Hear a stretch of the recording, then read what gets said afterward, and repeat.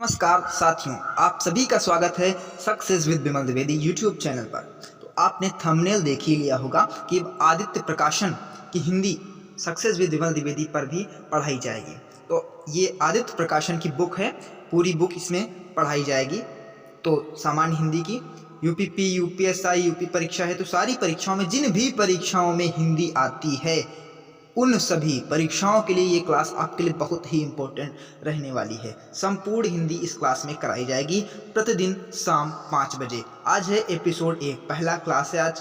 तो पहली क्लास में हिंदी वर्णमाला व विराम चिन्ह के क्वेश्चन कराए जाएंगे। अब हिंदी के सारे प्रश्न, अगर आपने 50 का स्कोर है तो आपको 50 में 50 मिलेंगे, 25 का अगर है तो 25 में 25 मिलेंगे। सारे क्वेश्चन डिटेल से करते चलेंगे हम लोग। तो इस क्लास की शुरुआत एक मोटिवेशनल कोट्स के साथ करते हैं कि जब आंखों में अरमान लिया, जब लेखपाल बनने की ठान ही ली है, जब यूपीपी में बनने की ठान ही ली है, यूपी टेट पास करने की ठान ही ली है, मंजिल को अपना मान लिया, तो मुश्किल क्या आसान क्या, और चाहे जितना पेपर आसान आए या कठिन आए, पेपर देना है और पास करना है। एक सीट तो अपनी बना के ही चलनी होगी। अब मुश्किल क्या आसान क्या, जब ठान लिया तो ठान लिया, अब उसमें एक सीट तो अपनी फिक्स करके चलना है। तो चलते हैं बुक पर। सबसे पहले हम लोग ये देख लीजिए, आप लोग बुक आ चुकी है। यह आदित्य प्रकाशन की सामान्य हिंदी की बुक किसके लिए उपयोगी है? तो एसएससी में तो अब हिंदी आती नहीं, लेकिन एसएससी सीपीओ में हिंदी आती है। यूपीपी, यूपीएसआई, टीजीटी, पीजीटी जो हिंदी की परीक्षाएं होती हैं उनमें ये हिंदी बहुत ही इम्पोर्टेंट है। UP TET, C TET, UP Lekhpal, UP BEd आदि बहुत सारे एग्ज़ाम्स हैं जिनमें हिंदी पूछी जाती है। यूपी स्पेशल सारे एग्ज़ाम्स में हिंदी आती है। तो ये वस्तुनिष्ठ सामान्य हिंदी है आदित्य प्रकाशन इलाहाबाद की। तो देख लीजिए चैप्टर कौन कौन से हैं। तो चैप्टर है, पहला चैप्टर है हिंदी वर्णमाला विराम चिन्ह। इसी चैप्टर को आज हम लोग डिस्कस करने वाले हैं। तो आगे सारे चैप्टर्स हैं, टोटल चैप्टर हैं 25। इस प्रकार हम एक एक चैप्टर डेली करेंगे तो 25 दिन में पूरी हिंदी आपकी होगी। आप सारे क्वेश्चन सही करने वाले होंगे। आप अगर सारी क्लासेस देख लेंगे तो सारे क्वेश्चन आपके सही होने से कोई नहीं रोक सकता है। इस दौरान हम लोग डिस्कस भी करते चलेंगे। तो पहली क्लास है हिंदी वर्णमाला व विराम चिन्ह की। देख लीजिए कि वर्ण तालिका, वर्णमाला 2 प्रकार की होती है, स्वर और व्यंजन। तो हर्ष स्वर के प्रकार इसमें बताए गए हैं। स्वर 2 प्रकार के होते हैं, एक हर्ष स्वर होता है और एक दीर्घ स्वर होता है। हर्ष स्वर में कौन से हैं? छोटा आ, छोटी ई, छोटा ऊ और ऋ। जबकि दीर्घ स्वर में बड़ा आ, बड़ी ई, बड़ा ऊ, ए, आए, ओ, आओ। अब व्यंजन की बात कर लेते हैं। तो व्यंजन टोटल होते हैं 41 और स्वर टोटल होते हैं 11। व्यंजन स्पर्श व्यंजन होते हैं का वर्ग से पा वर्ग तक, ये तो सभी को पता ही होंगे। तथा ड़ का वर्ग में आता है क, ख, ग, घ, अंगा। चा वर्ग में च, छ, ज, झ, इया। टा वर्ग में ट, ठ, ड, ढ, ड़। ता वर्ग में त, थ, द, ध, न। और पा वर्ग में प, फ, ब, भ, म। ऊष्म व्यंजन होते हैं 4, स, श, श, ह। और आगत व्यंजन होते हैं 2, ज और फ। संयुक्त व्यंजन होते हैं 4, क्ष, त्र, य, श्र। ऐसे व्यंजन जो 2 वर्णों के योग से बनते हुए संयुक्त व्यंजन कहलाते हैं। तो इस प्रकार टोटल वर्ण हो चुके हैं 52, 11 स्वर, 41 व्यंजन। देख लीजिए आप लोग, ये कहाँ से कौन उच्चारित होता है? स्वर। स्वर होता है कंठ की अगर बात करें तो कंठ में छोटा आ हर्ष स्वर है, बड़ा आ दीर्घ स्वर है, आ ये निरनुनासिक भी हैं। जबकि तालव्य में छोटी ई तालव्य। तालव्य किसे कहते हैं? तो मुंह के भीतर की छत का पिछला भाग तालव्य कहलाता है। बड़ी ई दीर्घ स्वर है। मूर्धा, मूर्धा कौन से होते हैं? मूर्धा मुंह के भीतर की छत का अगला भाग। कंठ तालु, कंठ है ए आए, मूर्धा है ऋण और कंठ ओष्ठ है ओ आओ। ओष्ठ कौन से हैं? छोटा ऊ और बड़ा ऊ। छोटा ऊ हर्ष स्वर है और बड़ा ऊ दीर्घ स्वर है। अब देख लीजिए, यह है वन लाइनर। जिन वर्णों का उच्चारण बिना किसी अवरोध के तथा बिना किसी दूसरे वर्ण की सहायता से होता है उन्हें स्वर कहते हैं। जिन स्वरों के उच्चारण में कम समय लगता है उन्हें हर्ष स्वर कहते हैं। कम समय लगे या बिना किसी अवरोध के उत्पन्न हो वे हर्ष स्वर कहलाते हैं। जिन स्वरों के उच्चारण में हर्ष स्वरों से अधिक समय लगता है या अधिक समय लगता है तो वो दीर्घ स्वर कहलाते हैं। हर्ष स्वर कौन कौन से हैं तो ऊपर हम देख भी चुके हैं, छोटा आ, छोटी ई, छोटा ऊ और रेड़। मूल स्वर है, मूल स्वर यही हैं, छोटा आ, छोटी ई, छोटा ऊ और रेड़। दीर्घ स्वर कौन से हैं, बड़ा आ, बड़ी ई, बड़ा ऊ, ए आए, ओ आओ। आगत स्वर, आगत स्वर है बड़ा आ। अग्र स्वर है छोटी ई, बड़ी ई, ए आए। मध्य स्वर है छोटा आ। पश्च स्वर कौन से हैं तो बड़ा आ, छोटा ऊ, बड़ा ऊ, ओ आओ और औ। संवृत स्वर है बड़ी ई, बड़ा ऊ। अर्ध संवृत है छोटी ई, छोटा ऊ। विवृत है बड़ा आ, ए औ। अर्ध विवृत है ए, अ, ओ, आ। व्यंजनों की संख्या कितनी है 41। स्पर्श व्यंजनों की संख्या है 27। अंतस्थ व्यंजनों की संख्या है 4 और ऊष्म व्यंजनों की संख्या है 4। नीचे देख लेते हैं कहाँ से कौन सा वर्ण निकलता है। तो कंठ स्वर, कंठ स्वर कौन से हैं तो कंठ स्वर में क, ख, ग, घ, अंगा आता है। तो पहले हैं 2 अघोष अघोष, फिर पीछे के 3 सघोष वर्ण होते हैं। जैसे का वर्ण में क, ख अघोष होगा और ग, घ, अंगा ये सघोष होंगे। और पहला, दूसरा, पहला, तीसरा और पांचवा, पहला, तीसरा और पांचवा ये होंगे अल्प प्राण, दूसरा और चौथा होगा महाप्राण। प्रत्येक वर्ग में यही होगा। का वर्ग कंठ में आता है, चा वर्ग तालव्य में आता है और टा वर्ग मूर्धा में आता है, ता वर्ग दंत में आता है, पा वर्ग ओष्ठ में आता है। अगर श और या, ये श है अघोष महाप्राण तालव्य, या भी है सघोष अल्प प्राण तालव्य। ये वाला श ये है वर्ष, वर्ष है अघोष महाप्राण। ये वाला सा ये सघोष अल्प प्राण होगा। र और ला ये वर्ष होगा। ठीक है। इसी प्रकार ये जो सा है ये पूछा बहुत जाता है एग्जाम में कि ये सा कौन सा है तो ये सा मूर्धा है, मूर्धा। ठीक है। नेक्स्ट देख लेते हैं आगे। आगत व्यंजनों की संख्या कितनी होती है तो आगत व्यंजनों की संख्या होती है 2। संयुक्त व्यंजनों की संख्या होती है 4। का वर्ग की ध्वनियाँ कौन सी हैं का, ख, ग, घ, अंगा। चा वर्ग की ध्वनियाँ कौन सी हैं च, छ, ज, झ, ञ। टा वर्ग की ध्वनियाँ कौन सी हैं ट, ठ, ड, ढ, अड़ा। ता वर्ग की ध्वनियाँ हैं त, थ, द, ध, न। पा वर्ग की ध्वनियाँ हैं प, फ, ब, भ, म। अंत्यस्थ व्यंजन है य, र, ल, व। अर्ध स्वर है य, व। लुंठित व्यंजन कौन सा है लुंठित व्यंजन है रा। पार्श्विक व्यंजन है ला। ऊष्म संघर्षी व्यंजन है श, श, श और हा। उक्षिप्त व्यंजन है ड़, ढ़। अघोष व्यंजन कौन से हैं तो अघोष अघोष सघोष सघोष सघोष। ये आपको याद रखना है कि अघोष अघोष पहले शुरुआती 2 में, जैसे का वर्ग में है तो का, ख अघोष होंगे, बाकी ग, घ, अंगा ये होंगे सघोष। ठीक है। बाकी फ, श, श, श तीनों श और फ ये भी अघोष में आएंगे। सघोष में कौन सा आएगा सघोष में आएगा प्रत्येक वर्ग के तृतीय चतुर्थ पंचम वर्ण, अर्थात जैसे का वर्ग में है तो ग, घ, अंगा ये सघोष व्यंजन है। तथा य, र, ल, व, ह एवं सभी स्वर सारे सघोष हैं। अल्प प्राण व्यंजन तो पहले, तीसरे और पांचवे। पहला वर्ण जैसे का वर्ग में तो क, फिर खा छोड़ देंगे ग और घा छोड़ देंगे अंगा, ये हैं अल्प प्राण। तथा खा जो छोड़ दिए थे उसमें ख और इस ये घा ये है महाप्राण। ठीक है। देख लीजिए आप लोग। अच्छा, अब आगे है नासिक के व्यंजन कौन से हैं तो नासिक व्यंजन है अंगा, या, ड़ा, न, म।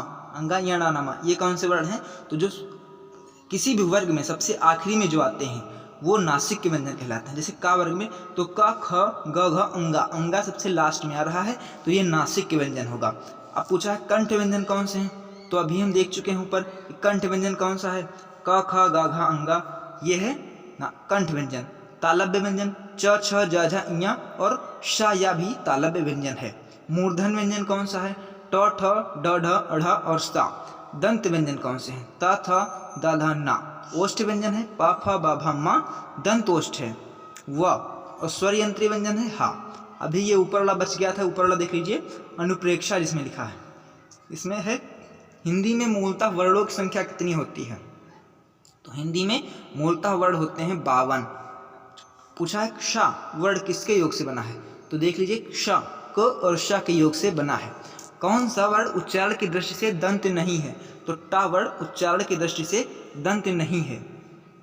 फिर का वर्ण उच्चारण दृष्टि से क्या है, तो का आपने देख लिया, का कर्ण में कंठ में आएगा। वह छोटी से छोटी ध्वनि जिसके टुकड़े नहीं हो सकते उसे क्या कहते हैं, तो वर्ण के टुकड़े नहीं हो सकते हैं, शब्द के टुकड़े हो सकते हैं। तो हिंदी वर्णमाला में स्वरों की कुल संख्या कितनी है, स्वर हैं 41, व्यंजन हैं, स्वर हैं 11, व्यंजन हैं 41, टोटल हो गए वर्ण 52। स्वर हैं 11, व्यंजन हैं 41। बाद में देखते हैं कि कंठ ध्वनियाँ कौन से हैं, तो का वर्ग पूरा कंठ वर्ग में आएगा। ए और क्या कहलाते हैं, कंठ तालव्य कहलाते हैं, कंठ और तालु से मिलकर निकलते हैं ए और अय। अयोग वाह वर्ण कौन से हैं, तो अंग और अह को अयोग वाह कहा जाता है। इसमें ऊपर चंद बिंदी लगी है और पीछे अह में विसर्ग लगा है, तो ये अयोग वाह वर्ण कहलाएंगे। अघोष वर्ण कौन सा है, तो सा अघोष वर्ण है और महाप्राण भी है। तो हिंदी की षा ध्वनि कौन सी है, तालव्य है। हिंदी की ये षा ध्वनि तालव्य है, लेकिन अगर ये वाली बात करें तो ये मूर्धा है, ठीक है। या रा लावा किस प्रकार के व्यंजन है, तो या रा लावा ये अंतस्थ व्यंजन, ये भी बहुत बार पूछा जाता है एग्जाम में। या रा लावा अंतस्थ व्यंजन, और ये शा शा सा ये पूछा जाता है, सा श शा ये हैं ऊष्म व्यंजन, श श शा और हा ये सारे ऊष्म व्यंजन हैं। फिर विराम चिन्ह आ गया है, तो विराम चिन्ह में सबसे ज़्यादा इंपॉर्टेंट तो ये वाले होते हैं कि कौन सा मार्क कौन सा है। तो अल्प विराम को इस तरह लिखा जाता है, देख लिया आपने, इस तरह होता है अल्प विराम। अर्ध विराम ये है, आप देख लीजिए, आराम से देख लीजिए। पूर्ण विराम ये वाला पूर्ण विराम है। प्रश्न चिन्ह है ये वाला, और आश्चर्य चिन्ह है ये वाला, निर्देशक चिन्ह है ये वाला। देख लीजिए आप लोग, निर्देशक चिन्ह किस प्रकार बनता है, तो निर्देशक चिन्ह इस प्रकार बनता है। कोई लिख दिया चीज़, हेडिंग से लिखना है तो हेडिंग के बाद ये लिख दिया, तो ये निर्देशक चिन्ह हो गया। अब कोष्ठक चिन्ह की बात करें, तो कोष्ठक चिन्ह आप देख रहे हैं, कोष्ठक 3 प्रकार के होते हैं, एक ये वाला, एक ये वाला और एक ये वाला, 3 प्रकार के हैं कोष्ठक। और अवतरण चिन्ह ये वाला होता है, अवतरण चिन्ह, ठीक है। फिर अवतरण चिन्ह किसे कहते हैं, तो अवतरण चिन्ह जो इन्वर्टेड कॉमा के अंदर लिखते हैं उसे अवतरण चिन्ह कहते हैं। अपूर्ण विराम या उपविराम, यानी कि जो हाफ स्टॉप होता है, ये है अपूर्ण विराम। फिर आगे है विवरण चिन्ह, तो विवरण चिन्ह इस तरह करते हैं जो हेडिंग टाइप का, वो है विवरण चिन्ह। फिर है पुनरुक्त सूचक, तो पुनरुक्त सूचक जिसे ऊपर लिखा है कि किसी से इतने रुपए लेने हैं, फिर उसका नाम आगे लिख दिया, तो नीचे रुपए बार बार रिपीट ना करना पड़े, इसके लिए जो नीचे करते हैं वही वाला निशान है ये। और लाघव चिन्ह, जैसे आपको डॉक्टर लिखना है तो डॉक्टर लिखे, डॉ लिखे, उसके बाद ये कर दिए, ये है लाघव चिन्ह, ठीक है। फिर लोप चिन्ह, तो लोप चिन्ह मतलब आधा चीज लिखे उसके बाद डॉट डॉट डॉट कर दिए, तो वो है लोप चिन्ह। और ये है पाद चिन्ह, इसको डैश भी कहते हैं। फिर दीर्घ उच्चारण, जैसे कि चौपाई होता है, चौपाई दोहा, उसमें निशान लगाया जाता है, तो ये गुरु वाला निशान जो होता है ये होता है दीर्घ उच्चारण, इस टाइप का बनता है। और ये पाद बिंदु है, पाद चिन्ह ऐसे बनता है, लेकिन अगर पाद बिंदु की बात करें तो उस पर ऊपर और नीचे 2 बिंदु लग जाते हैं। हंस पद ये होता है, इसको त्रुटि वाला भी निशान कहते हैं, कि अगर कोई चीज़ छूट गई है तो इसको लोप सूचक चिन्ह कहते हैं, ठीक है। फिर लोप सूचक चिन्ह का प्रयोग कहाँ होता है, जैसे इधर लिखा भी है, देख लीजिए आप लोग कि लोप सूचक चिन्ह का प्रयोग कहाँ किया जाता है, तो जब पूर्व बात की पुनरुक्ति करनी हो तो लोप चिन्ह का प्रयोग किया जाता है, या हंस पद का प्रयोग किया जाता है। लोप चिन्ह नहीं, लोप निर्देश, ठीक है। फिर है हिंदी वर्णमाला में, अब देख लीजिए ऑब्जेक्टिव टाइप क्वेश्चन आ चुके हैं, तो आप लोग तैयार हो जाइए ऑब्जेक्टिव टाइप क्वेश्चन करने के लिए।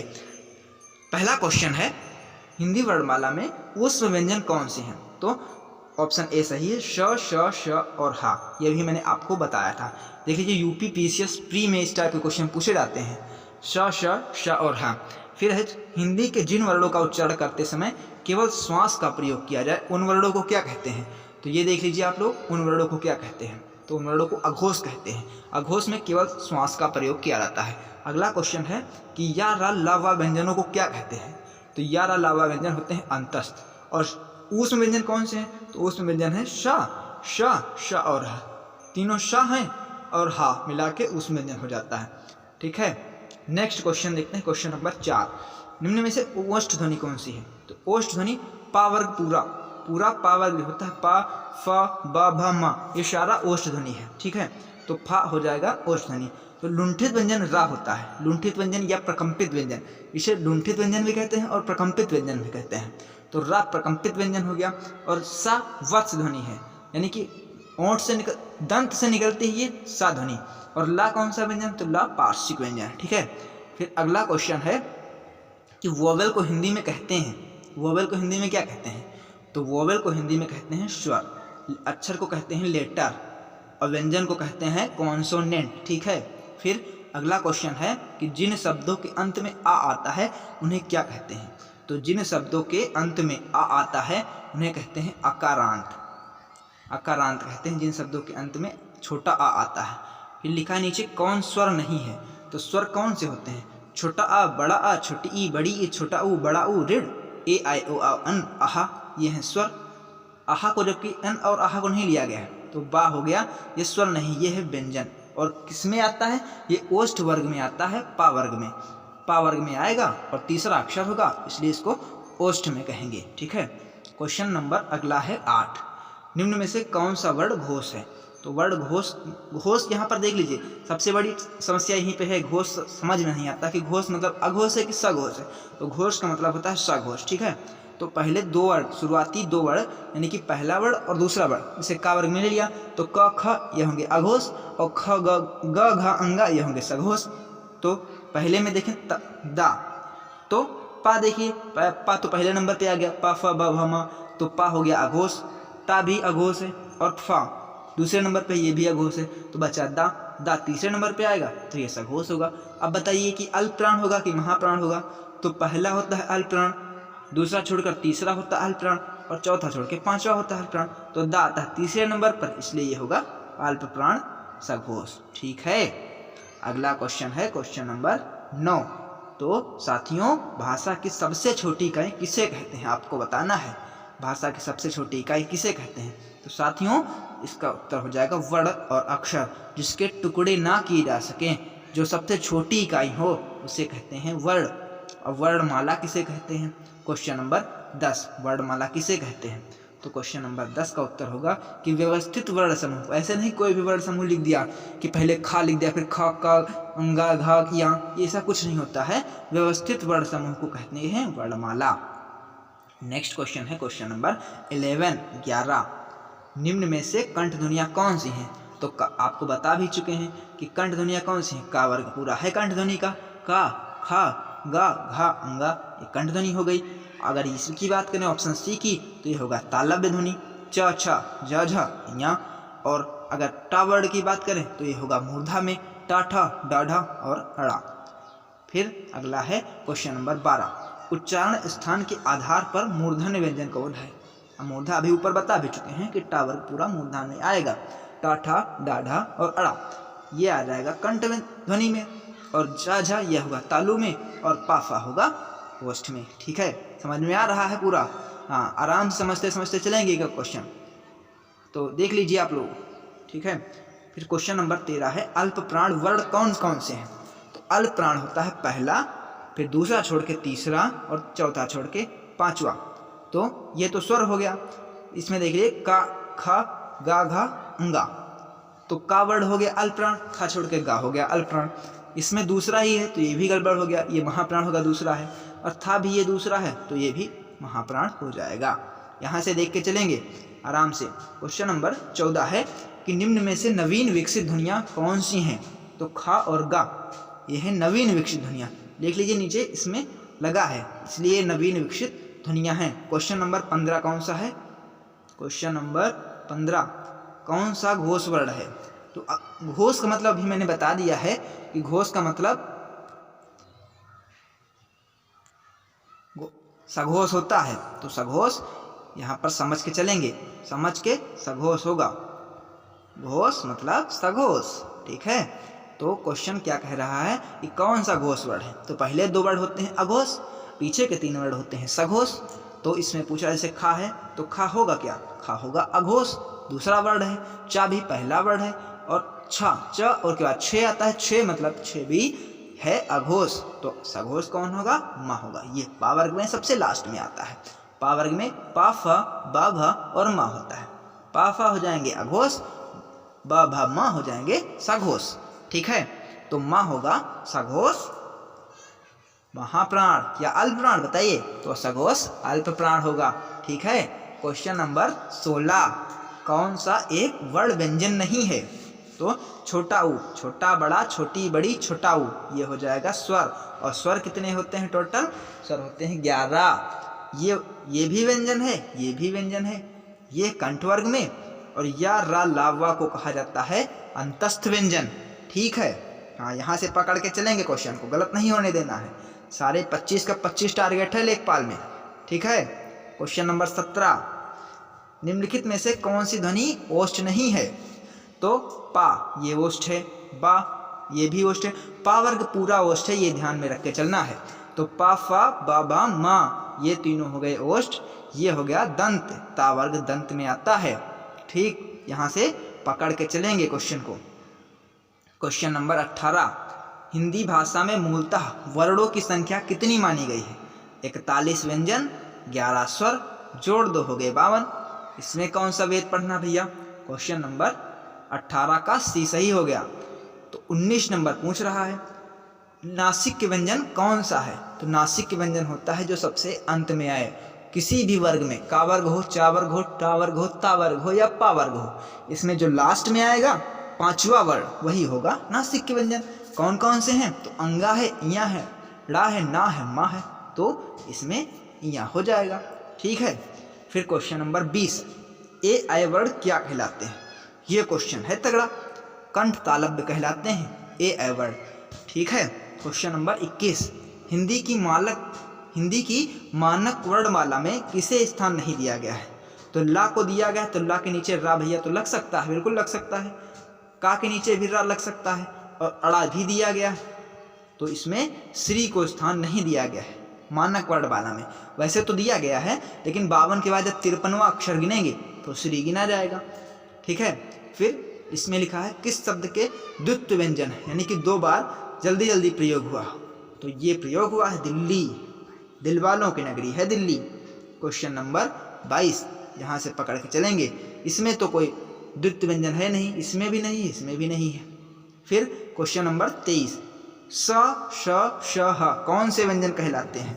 तो श, श, श, ह कहलाते हैं ऊष्म संघर्षी व्यंजन, ऊष्म संघर्षी व्यंजन कहलाते हैं श, श, श, ह। क्ष ध्वनि किस स्वर के अंतर्गत आती है? तो क्ष ध्वनि संयुक्त वर्ण के अंतर्गत आती है।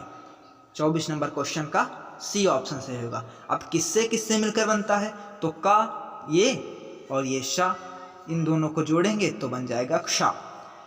क्वेश्चन नंबर 25, हिंदी शब्दकोश में क्षा का क्रम किस वर्ग के बाद आता है?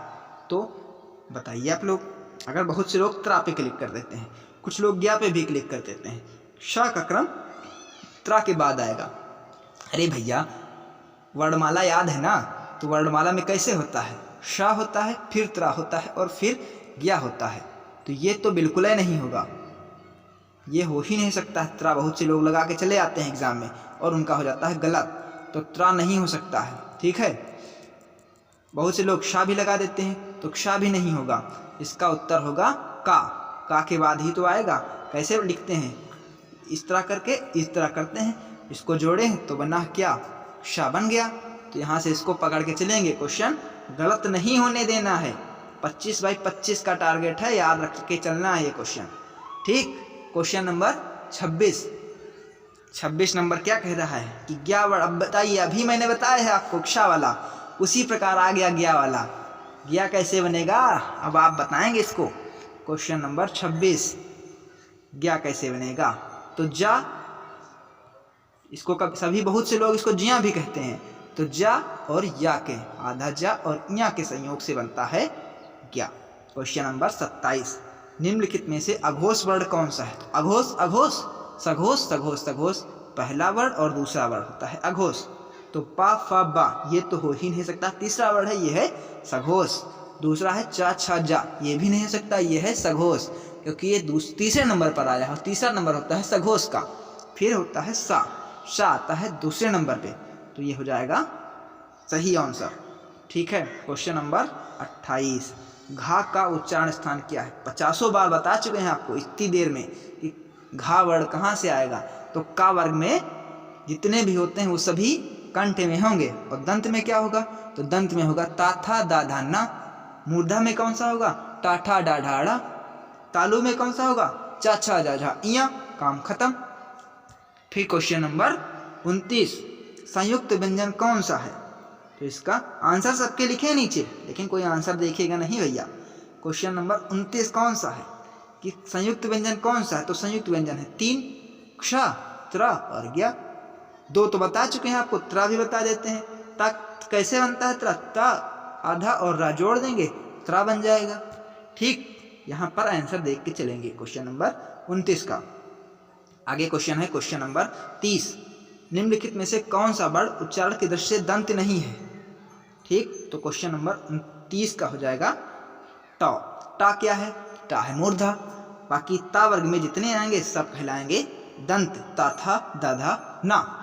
ठीक, क्वेश्चन नंबर 31, अमानक वर्ण कौन सा है? तो ये खा भैया मानक में है, घा भी और भा भी, लेकिन ये अलग से आया है दूसरी दुनिया से।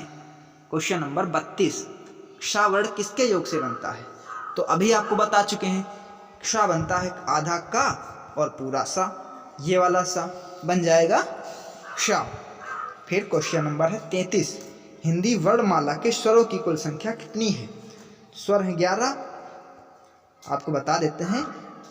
टोटल वर्ड कितने होते हैं? तो टोटल वर्ड होते हैं 52, जिसमें 11 का योगदान किसका है? 11 का है स्वर का और 41 का है व्यंजन का। कौन सा स्वर नहीं है? तो स्वर नहीं है जा, चा, छा, जा, झा, वा, इया, इसमें आता है जा। और जा किस में आएगा? तालब्य में, और तालब्य में आएगा जा। क्वेश्चन नंबर 34 का डी सही है। जल्दी जल्दी थोड़ा करते हैं। क्वेश्चन नंबर 35, निम्नलिखित में से कौन सा टा वर्ग का नहीं है? तो टा, ठा, डाढ़ा, अड़ा, ये टा वर्ग के हैं, ये मूर्धा कहलाते हैं। और घा आ जाएगा का वर्ण में, का वर्ण में कंठ वर्ण होगा। ठीक,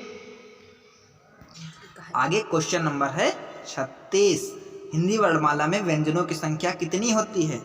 तो हिंदी वर्णमाला में व्यंजनों की संख्या होती है 33।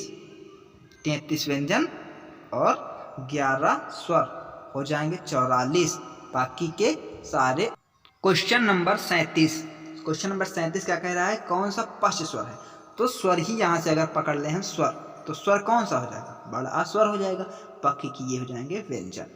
आगे क्वेश्चन नंबर 38 है कि खड़ी पाई वाले व्यंजनों का संयुक्त रूप कैसे बनाया जा सकता है? तो खड़ी चौपाई अगर हटा देंगे तो वो हो जाएंगे संयुक्त रूप में। क्वेश्चन नंबर 39 है कि विसर्ग से बना शब्द कौन सा है? तो ये है विसर्ग से बना शब्द। विसर्ग यही तो होता है, अगर छोटा आ के बाद लिख देंगे तो विसर्ग हो जाएगा आहा। तो इसीलिए ये विसर्ग का ही निशान होता है, पीछे 2 बूंदी जो होती हैं वो विसर्ग का निशान होती हैं। क्वेश्चन नंबर 40 है, इनमें से कौन सा वर्ण स्वर है? तो स्वर कौन सा है? ए, आई, ओ, आओ, अन, आह, आय हो जाएगा स्वर।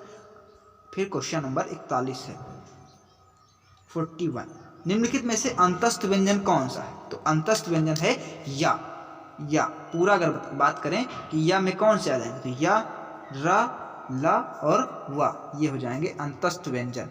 ठीक है, टा हो जाएगा, ये मूर्धा में आ जाएगा। ड़ा ये हो जाएगा, ये भी मूर्धा में आ जाएगा। सा हो जाएगा वर्ष में। क्वेश्चन नंबर 42 यानी कि 42, ओ का उच्चारण स्थान कौन सा है? तो अगर ओ की बात करें तो ओ है कंठ ओष्ठ। ठीक है, कंठ भी इसमें लग रहा है और ओ अगर करेंगे तो ओष्ठ भी प्रयोग होगा। क्वेश्चन नंबर 43, चा और छा वर्ण का उच्चारण स्थान कौन सा है? तो चा और छा कहाँ से निकलते हैं भाई? बताओ तो जरा, हम भी जाने। तो ये निकलते हैं तालु से, चा, छा, जा, झा, इया। ओष्ठ की बात करें तो ओष्ठ कहाँ से निकलते हैं? ओष्ठ में कौन से वर्ग आते हैं? पाफा, बाभा, मा। मूर्धा में टाठा, डाढ़ा, ड़ा और शा, ये सारे आते हैं वो मूर्धा में। कंठ में कौन सा आता है? तो क, ख, ग, घ और अंगा। क्वेश्चन नंबर 44, का, गा, जाफा ये ध्वनियाँ किसकी हैं? तो ये हैं अरबी और फारसी की। क्वेश्चन नंबर 45, तालब्य व्यंजन कौन सा है? तालब्य व्यंजन है चा, छा, जा, झा, ये है तालब्य। इसमें कौन सी बड़ी बात है? बात करें इनकी, इसमें पहली बात तो ये गड़बड़ है, दा ये है दंत में। बाकी के ये 3 जो आप देख रहे हैं कि ट, ड और ढ ये हैं मूर्धा में, और ये ता, था, दा, धा ये किस में आ जाएंगे? तो ये आ जाएंगे दंत में। ठीक है, क्वेश्चन नंबर 46, कौन वर्ण घोष नहीं है? और घोष अभी मैंने आपको बताया कितनी बार बताया है कि घोष का मतलब होता है सघोष। ठीक है, सा आगे जरूर लगा देंगे, सघोष। ठीक, तो कौन सा वर्ड घोष नहीं है? तो ता, सघोष नहीं है। ता तो सबसे पहले आ जाता है, अघोष में आ जाता है ता।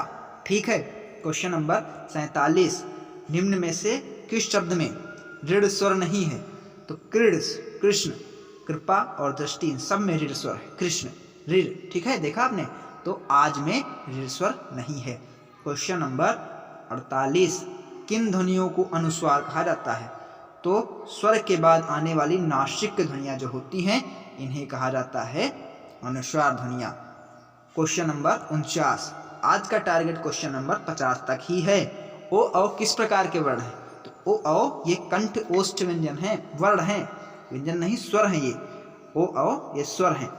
क्वेश्चन नंबर 50, हिंदी वर्णमाला में वर्ण कितने होते हैं? तो टोटल वर्ण होते हैं 52। तो ये थी आज की क्लास। ठीक है, आप लोगों को कैसी लगी हमें कमेंट के माध्यम से अपना स्कोर जरूर बताना।